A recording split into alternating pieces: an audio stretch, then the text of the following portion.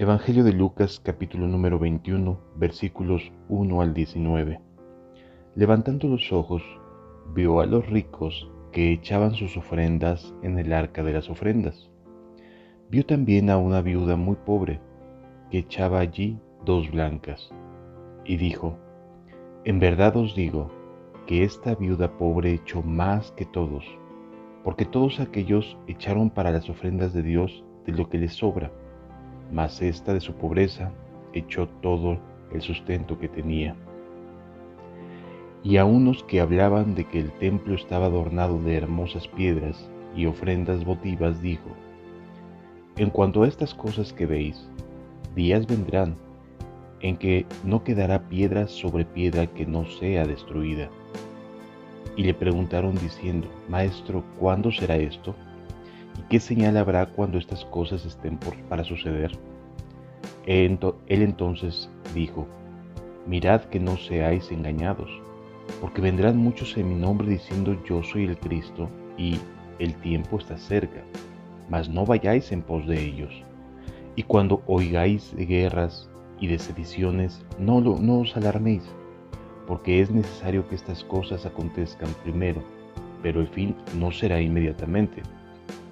Entonces les dijo: Se levantará nación contra nación y reino contra reino, y habrá grandes terremotos y en diferentes lugares hambres y pestilencias, y habrá terror y grandes señales del cielo.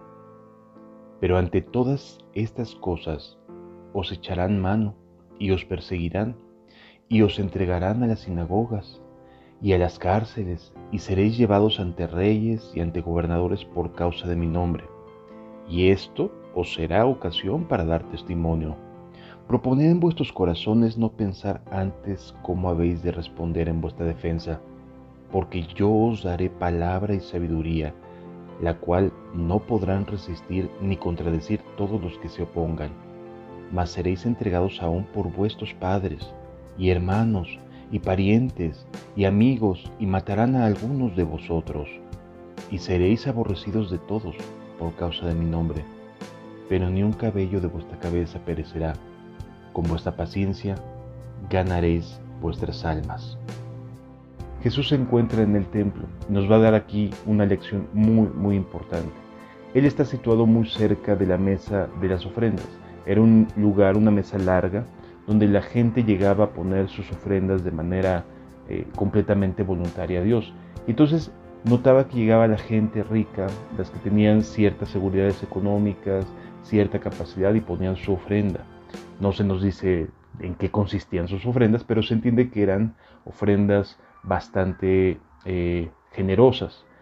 Y también llega al mismo tiempo una mujer, una viuda pobre, y coloca 2 blancas en la mesa de las ofrendas. Y entonces Jesús toma este maravilloso ejemplo para enseñarnos a cada uno lo que Él ve, de qué manera percibe Él las cosas y lo que para Él tiene realmente importancia.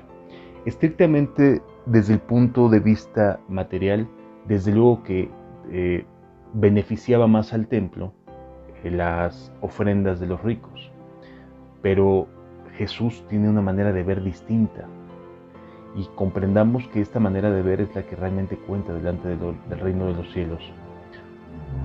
Llega una mujer y pone 2 blancas, hermanos. Una blanca era la moneda de menor valor existente en aquella época. O sea, no estamos hablando de que fueran gallinas, o que fueran animalitos, o que fueran objetos, no. Estamos hablando de que pone en la mesa de las ofrendas las dos monedas de menor valor que existían en esa época, ¿sí? Sin embargo, Jesús quiere mostrarnos lo que hay detrás de ese esfuerzo. Para un rico, ofrendar no representa un cambio o un riesgo en su forma de vida. No representa un sacrificio, porque tiene su vida asegurada, tiene su forma de vivir, su estilo de vida asegurado. Para un rico, primero aseguro lo que yo tengo y después de ahí doy de lo que me sobra. En cambio, en el caso de la viuda, no le garantizaba absolutamente nada el dar 2 blancas. Para lo más que le podía alcanzar quizás era para comprar un pedazo de pan. Eso era todo. Y era todo lo que tenía. Es decir, esas 2 blancas, aunque fuera la moneda de menor valor, equivalían a que ese día esta mujer pudiera comer. Mientras que para el rico, ofrendar, aunque sea una ofrenda generosa, no colocaba en riesgo su forma de vida ni sus alimentos. Estos son los 2 ejemplos que Jesús usa para enseñarnos qué es a lo que a Él le agrada. No tiene que ver con lo material, tiene que ver con el corazón. El corazón de uno tiene garantizado su ingreso, su alimento, que no le falte nada. El corazón de la otra mujer no tenía garantizado nada más que un pedazo de pan en esas 2 blancas que puso sobre la mesa del altar. ¿Qué nos enseña esto? El reino de los cielos no se basa en materiales, no se basa ni ve lo mismo que nosotros vemos. En el reino de los cielos lo que cuenta es la fe que implicó para esta mujer poner estas 2 blancas en el templo porque quiere agradar a Dios a una costa de su propia vida, a una costa de dejar de comer ese día. Y esto es bien importante poderlo asimilar, poderlo entender, hermanos. Para el reino de los cielos, para Dios, no cuenta cuánto damos, no cuenta lo material, no cuenta cuán grande pueda ser la ofrenda, no cuenta cuán grande pueda ser un templo, etcétera, como vamos a ver más adelante. Aquí lo que cuenta es el corazón, el sacrificio, lo que las personas por fe se atreven a hacer. Y esta mujer, esta viuda pobre, coloca todo lo que tenía sobre el altar. Era pobre, no tenía garantizado nada. Sin embargo, lo que tiene lo coloca delante de Dios. Amados, muchos de nosotros, no pocos, muchos de nosotros, primero queremos asegurarnos a nosotros mismos o a nuestras familias. Y desde luego que es un pensamiento muy bondadoso, muy correcto, muy justo. Sin embargo, el reino de los cielos no se mueve de la misma manera que nosotros.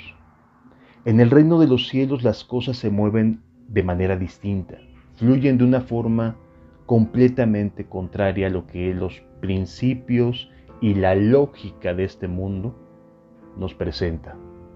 En el reino de los cielos y para el reino de los cielos, lo que cuenta es la fe, no las acciones, sino la fe, la confianza en Dios. Dios determinó basar el reino de los cielos y su justicia en la confianza hacia su fidelidad. En cambio, este reino primero se asegura a sí mismo y después de ahí da lo que le sobra.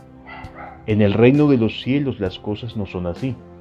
En el reino de los cielos, quien es el mayor es el que más se da, el que más sirve, el que más se desgasta, el que más se entrega por medio de la fe en Dios. ¿Sí? Muchas personas estamos viviendo tiempos muy complicados el día de hoy.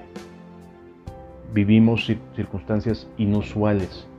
Tenemos miedos, tenemos angustias, tememos a enfermarnos, tememos a perder el trabajo, o tenemos un trabajo muy limitado, etc. Y todas estas cosas están golpeteando continuamente nuestra fe, nuestra confianza en Dios, nuestras acciones para con Dios. Están todo el tiempo siendo objeto de ataques, de bombardeos. Bien, esta viuda pobre nos da un ejemplo de fe a pesar de todo. Porque si pensamos, yo creo que mínimo hemos de traer a lo mejor un peso en la bolsa o 50 centavos cada uno de nosotros. Sí, como mínimo. Ojalá y ninguno no tenga absolutamente nada el día de hoy. Dios quiera que no, que alguien tenga algo en sus bolsillos. Pero lo que Dios ve no es lo que traemos en los bolsillos, sino lo que hacemos para Él con confianza. Y muchas personas tenemos la tendencia a querer asegurar primero nosotros nuestras vidas, lo que somos, nuestro estilo de vida, para después pensar en dar. De hecho, una de las cosas que comúnmente me ha tocado escuchar es: Señor, dame para dar, ¿no? Dame para dar. Primero yo y después doy. Amado, el reino de los cielos no funciona de esa manera. El reino de los cielos funciona a través de la confianza. El reino de los cielos funciona a través de la seguridad que Dios brinda, no de la seguridad que el dinero, que el trabajo, que los recursos que podamos tener o accesar nos brindan. No. El reino de los cielos trabaja por medio de la confianza y de la seguridad que Dios nos brinda.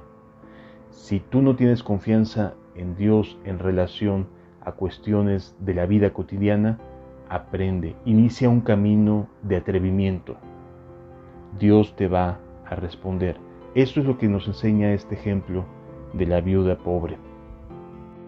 Después Jesús escucha una conversación entre unas personas que están admirando el templo, admiran la hermosura, la belleza, la grandeza, y se sienten felices, se sienten dichosos, sienten que Dios está con ellos porque ven el tamaño del templo, ven los adornos, es decir, todo es tan maravilloso que esto les hace pensar y decir: Dios está con nosotros.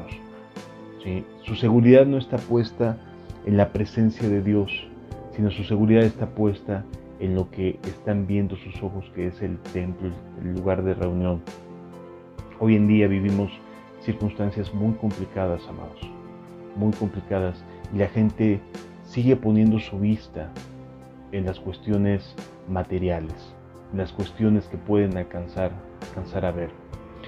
La Escritura nos enseña que Jesús los oye y lanza una advertencia muy seria, que todo esto que ven, todo esto en lo cual se basa la fe judía, que se basa no solo la fe judía de aquella época, sino creo que también mucha de la fe que hoy la gente llega a tener cuando sabe que está ahí un templo, que puede asistir a un lugar, que puede reunirse, que puede escuchar la Biblia, etc.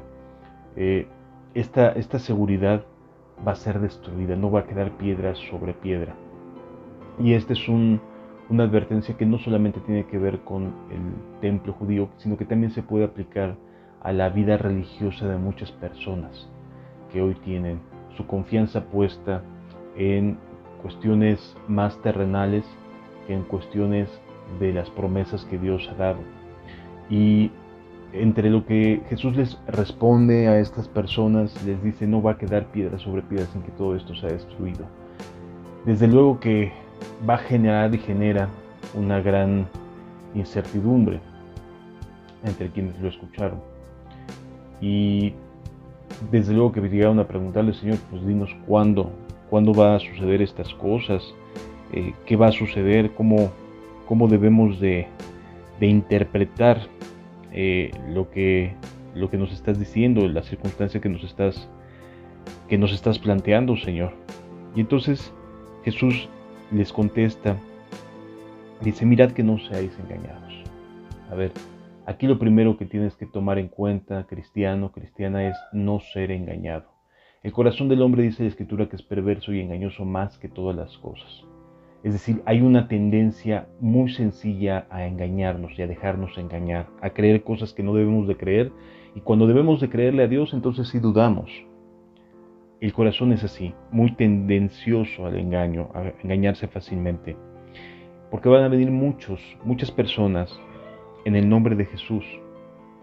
Muchas personas se levantarían en el nombre de Cristo diciendo: hey, yo soy el Cristo, yo soy el ungido, yo soy el que tiene la línea directa con Dios, yo soy el que puede ayudarte, yo soy el que... Y comienzan a presentarse como los grandes caudillismos del evangelismo, del evangelio contemporáneo. Y la verdad, amados, es que necesitamos aprender a ser bien cuidadosos de no ser engañados. Porque se van a levantar, sobre todo en estas épocas finales. Porque dice aquí la Escritura que van a decir: yo soy el Cristo y el tiempo está cerca, mas no vayáis en pos de ellos. En otras palabras, mucho cuidado con esta forma de personas que se levantan y que están deseando y anhelando colocarse en posiciones de renombre, de importancia, que quieren hacerse notar, diciendo: el tiempo está cercano, y pareciera que hay una facilidad y una fascinación por este tipo de engaños. Y les dice Jesús: no vayáis en pos de ellos, no les hagas caso. Y nos explica qué cosas son las que como cristianos tenemos que tener presente y tener cuidado para no solo no ir en pos de los que pueden engañar, sino también para que nosotros mismos tomemos en cuenta los tiempos que estamos viviendo. Y dice: y cuando oigáis de guerras y de sediciones, o sea, hay guerras, hay rupturas, hay levantamientos, no os alarméis, porque es necesario que estas cosas acontezcan primero, pero el fin no es inmediatamente. Yo quisiera hacer aquí una pequeña acotación. El Imperio Romano, ¿sí?, era un imperio tan bien sostenido, tan sólido, que difícilmente pensaríamos en que se pudiera dividir en aquella época, y mucho menos que pudiera desaparecer, como ya sabemos que sucedió. Para cuando Jesús está diciendo estas palabras, el Imperio Romano era quien gobernaba todo. Eso de las guerras no encajaba dentro de una posibilidad cuando el imperio era tan grande, tan bien armado y tan sistemático en su forma militar de avanzar. Es decir, no te ibas a encontrar con problemas de sediciones en Roma, entre el ejército romano. No te ibas a encontrar con problemas de que los romanos no pudieran ganar batallas. Estaban muy bien armados. Por lo tanto, este ejemplo o esta evidencia en aquella época era muy difícil de creer. Era muy difícil de poder asumir que podría suceder, por cuanto la solidez del Imperio Romano estaba muy bien asentada. Por lo tanto, cuando Jesús habla de guerras y rumores de guerras, pues la verdad es que se volteaban a ver unos a otros y decían: ¿quién va a poder contra Roma? O sea, ¿de qué guerra me estás hablando? No hay guerra. Y sencillamente donde alguien quiere levantarse, Roma llega y aplasta y se acabó. No hay lugar para una lucha armada realmente. Así que la perspectiva que debemos de entender acerca de esto es de que hay un sistema tan sólido, pensando en nuestros días, un sistema tan sólido que cuando nos dicen habrá quienes se levanten en guerras y haya sediciones contra este sistema, la verdad es que es complicado de creer, ¿sí? Vemos a Estados Unidos como la gran nación, la superpotencia. ¿Quién se le va a poner al tú por tú? ¿Quién va a la guerra contra Estados Unidos? Bueno, esa es la misma idea que nos quiere plantear Jesús. Bueno, hoy nadie diría habrá guerra contra Estados Unidos. Nadie diría el día de hoy se van a levantar y van a pelear contra Estados Unidos, siendo el imperio y la potencia militar que es. A ese grado, para que podamos entender, debemos de contemplar que cuando decían guerras y rumores de guerras, la gente se hubiera alarmado. Si hoy nos dicen que se levanta una nación para pelear y para ponérsele al tú por tú a Estados Unidos, generaría alarma. ¿Sí me estoy dando a entender? O sea, es una profecía que nos habla de situaciones inverosímiles. Hoy sabemos que no son imposibles, el Imperio Romano cayó, pero en aquella época, ¿quién se le pondría tú por tú al Imperio Romano? Por eso nos dice: no os alarméis, que estas cosas acontezcan primero, pero el fin no será inmediatamente. Entonces les dijo: se levantará nación contra nación y reino contra reino. O sea, se va a caer el imperio de Estados Unidos. Habrá naciones que se levanten y se le pongan al tú por tú al imperio más importante, o a la superpotencia, llamámosle el día de hoy la superpotencia o las superpotencias. Habrá guerras y rumores de guerras en ese momento. Y habrá grandes terremotos y en diferentes lugares hambres y pestilencias. Esto, diría cualquiera, siempre ha sucedido. De eso no me cabe la menor duda. Siempre ha habido terremotos, siempre ha habido pestilencias, siempre ha habido hambres. Efectivamente, todo eso ha acontecido a lo largo de la historia de la humanidad. Sin embargo, estamos el día de hoy en un contexto distinto. Porque hoy si hay hambre en África tú te enteras. En aquella época si había hambre en África tardabas meses o quizás años en enterarte. Es decir, hoy más que nunca estamos entrando en una etapa donde la información fluye casi en tiempo real. Por lo tanto, lo que sucede, las pestes que hay, las guerras que hay, el hambre que hay, etcétera, en otros lugares, de inmediato lo vamos a saber. Eso es algo que no se tenía como en aquella época. Si pasaba algo en China, probablemente en Israel no se enteraran. Si una población o varias poblaciones de China morían en aquella época, seguramente en África no se enteraban. Hoy en día sí. Por eso dice, y habrá grandes terremotos en diferentes lugares, hambres y pestilencias y grandes señales en el cielo. Todo esto será notorio en todo el mundo, no solamente en la zona donde se están presentando, sino será notorio en todo el mundo.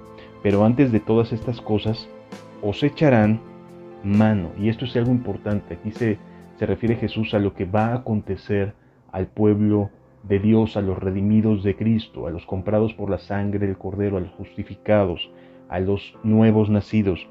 Os echarán mano. O sea, va a haber arrestos de cristianos y va a haber persecución de cristianos y habrá entrega a las cárceles de cristianos y seréis llevados ante reyes y ante gobernadores por causa de mi nombre. Es decir, se va a desatar una persecución o varias persecuciones. Va a haber quienes puedan ir a los gobiernos y dar testimonio. Habrá quienes queden en la cárcel. Habrá a quienes algunos maten. Seréis llevados ante reyes y ante gobernadores por causa de mi nombre. Esto no solo va a pasar en un lugar, va a pasar de manera mundial, de distintas formas. Algunos nos van a apresar y nos van a llevar derechito a la cárcel, a otros quizás nos lleven ante concilios, ante las sinagogas. O sea, va a ser de manera distinta, pero es un ambiente generalizado en contra de la fe cristiana. ¿Sí? Y a lo mejor en Estados Unidos nada más los convoquen a las sinagogas. Y a lo mejor en China, que son mucho más anticristianos, los lleven sí a la cárcel directamente. Y habrá otros lugares donde ni siquiera les pregunten y los maten. Y habrá otros lugares donde puedan testificar ante reyes, ante sacerdotes, etc. O sea, habrá de todo en todos lados. No sé qué nos vaya a tocar aquí en México o en América Latina. No sé cuál de estas cosas o si varias de estas cosas habremos de enfrentar. Pero definitivamente va a venir. ¿Por qué? Porque el versículo 13 es lo principal ante esta circunstancia. Y esto será ocasión para dar testimonio. ¿Por qué Jesús va a mandar a los suyos a las prisiones, a ser encarcelados, a ser llevados a reyes, etcétera? Porque necesita que todo el mundo sea testigo de que Jesús vive y de que lo que se está haciendo es por el reino de los cielos y su justicia. Y luego el versículo 14 dice lo siguiente: proponed en vuestros corazones no pensar antes cómo habéis de responder en vuestra defensa. Qué interesante es esto que estamos leyendo, porque por lo general lo primero que hacemos es proponer en nuestro corazón cómo nos vamos a defender. La inercia normal del ser humano es defiéndete. Es muy extraño que alguien proponga en su corazón guardar silencio ante las acusaciones. Pero aquí Jesús nos dice, hazlo. Propone en tu corazón no pensar antes cómo habéis de responder en vuestra defensa. Qué curioso. Y esto de verdad es algo que deberíamos de aprender. No nos preocupemos por lo que vayamos a decir, amados. Proponed en vuestros corazones no pensar antes cómo habéis de responder en vuestra defensa. Guardemos esto en el corazón porque lo vamos a vivir, lo vamos a experimentar. Porque yo os daré palabra y sabiduría, la cual no podrán resistir ni contradecir todos los que se opongan. En el momento oportuno Jesús va a hablar por medio de nosotros a quienes nos acusan. Es lo que nos está diciendo: a ver, no vas a hablar tú, voy a hablar yo a través de ti, así que guarda silencio tú y deja que yo me encargue de tu defensa. De acuerdo, Señor. Tú te encargarás de mi defensa, yo guardo silencio. Nada más que la inercia del ser humano es quererse defender. Por lo tanto, esto propongamos en nuestros corazones. No te preocupes, Jesús nos dirá qué hacer, nos va a dar su gracia para poder hablar su palabra. Versículo 16. Mas seréis entregados, y esto es algo que debemos también tomar muy en cuenta, hermanos. Seréis entregados aún por vuestros padres, como se escucha, nuestra propia familia, nuestra autoridad, que son nuestros padres, para los que son solteros. Nuestros padres nos van a entregar. ¿Por qué? Porque piensan que estamos locos, porque piensan que es un acto de demencia, que estamos mal, que estamos completamente equivocados. Nuestros padres nos van a entregar, y hermanos, y parientes, y amigos. Esto es altamente doloroso, pero no por ser doloroso quiere decir que no vaya a suceder. Los más cercanos, en los que más confiábamos, en los que pensábamos que jamás se atreverían a levantar la mano contra nosotros y siempre estarían dispuestos a ayudarnos, en un contexto como de persecución, en un contexto de querer resguardar sus vidas, se van a levantar contra nosotros. Así de sencillo. Si tú le expones a alguien la palabra de Dios y le dices y le explicas que está mal por estar queriendo primero cuidar su propia vida antes de entregarse a Dios, por supuesto que va a levantar su mano. Si él no tiene un corazón o ella no tiene un corazón cristiano, desde luego levantarán su mano contra ti. No importa que sean padres, no importa que sean hermanos y parientes y amigos.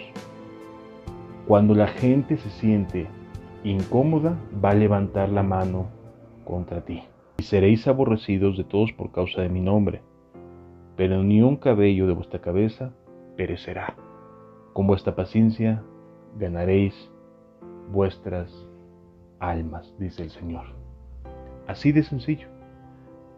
La persecución estará presente, pero quienes nos entregarán, quienes nos van a colocar en esa posición, quienes nos van a acercar, nos van a inducir a que seamos atrapados, a que seamos perseguidos, a que seamos encarcelados, a que tengamos que estar en concilios ante hermanos, etcétera, etcétera, va a ser personas de las más allegadas a nosotros mismos. Así lo dispuso Jesús, y si no nos mentalizamos en ese sentido, en el momento en que se levante a alguien cercano contra nosotros, vamos a caer. Nos vamos a correr el riesgo de amargarnos, porque pues, si yo lo consideraba mi amigo, si estaba aquí, si comíamos del mismo plato. Así son las cosas en el reino de los cielos. Cuando uno avanza, no podemos esperar que todos avancen o quieran avanzar. Habrá quienes decidan hacerse a un lado. Habrá quienes decidan quedarse. Y cuando menos te das cuenta, esas personas se convertirán en quienes te entreguen. Dios dispuso que así fueran las cosas para formar en nosotros un carácter de paciencia, porque con paciencia ganaremos nuestras almas. Que Dios te bendiga.